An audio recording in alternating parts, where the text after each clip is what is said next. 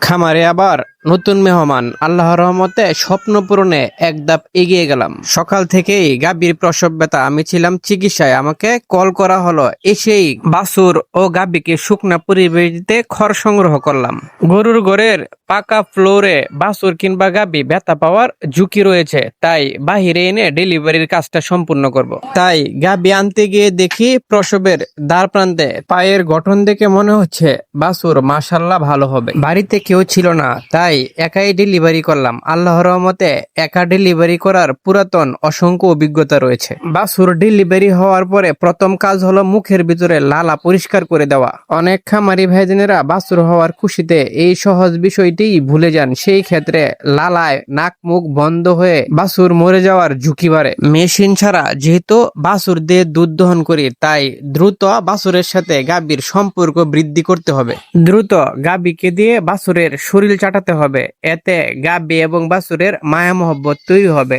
আল্লাহর দেওয়া এই মায়া মহব্বত যত বাড়বে, পরবর্তীতে গাভীর এখান থেকে দুধ দহন করার সময় গাভীর লাথি মারা কিংবা বিরক্ত করার ঝুঁকি কমবে। নবজাতক বাচ্চা হওয়ার পরে বেশ কয়েকটি কাজ করে থাকি, তার মধ্যে আরেকটি কাজ হলো পায়ের খুরায় অতিরিক্ত কিছু অংশ থাকে, যেগুলা কাঁচি দিয়ে, চাকু দিয়ে কিংবা নিড়ানি দিয়ে কেটে সমান করে দেই। এই কাজটি যত সুন্দরভাবে করা যায়, বাছুর তত সুন্দরভাবে দ্রুত সময় দাঁড়িয়ে যায় এবং দ্রুত সময়ের মধ্যে লাফালাফি ও ছুটাছুটি করতে পারে। যত সুন্দরভাবে এই কাজটা করা যায়, ভবিষ্যতে এই বাছুর যখন গরু হবে তখন তার নখ বাড়ার কোনো রকম সম্ভাবনা থাকবে না।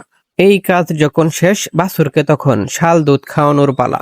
গবেষণা বলে নবজাতক বাছুরকে যত দ্রুত শাল দুধ খাওয়ানো যায়, নবজাতক বাছুরের রোগ প্রতিরোধ ক্ষমতা তত দ্রুত বাড়তে থাকে। কুলান পানি দিয়ে ধুয়ে ভালো করে পরিষ্কার করে একে একে 4টি বাটেরই শাল দুধ দহন করে ফেললাম। শাল দুধ বাছুরের প্রথম টিকা হিসাবে কাজ করে। আমার বাছুরকে নতুন সিরিঞ্জে করে শাল দুধ খেতে দিলাম। প্রথম অবস্থায় সে খেতেই চাচ্ছিল না। 2-3 বার মুখে উঠিয়ে দেওয়ার পরে যখন মজা পেয়ে গেল, তখন সে সিরিঞ্জ ছাড়তেই চাচ্ছিল না। দুধ খাওয়াইতে খাওয়াইতে ঘুরে দেখলাম বাচ্চা প্রসব হইল অলরেডি 40 মিনিট হয়ে গেছে, এখনো দাঁড়াইতেছে না। বড্ড চিন্তার বিষয়। যাই হোক, আল্লাহ তাআলা নিশ্চয়ই ভালোই করবে। আরেকটি কাজ বাকি আছে, সেই কাজটি কমপ্লিট করে ফেলি। বাছুরের নাভি দ্রুত শুকানোর জন্য এবং বিভিন্ন ইনফেকশন থেকে বাঁচতে নবজাতক বাছুর জন্মের সাথে সাথেই আমি বাছুরের নাভি বায়োডিন ব্যবহার করি। প্রথম থেকে শুরু করে এই পর্যন্ত সব কাজ সম্পূর্ণ করতে 1 ঘন্টা পার হয়ে গেল, এখনো বাছুর নিজে থেকে দাঁড়াইতেছে না। তাই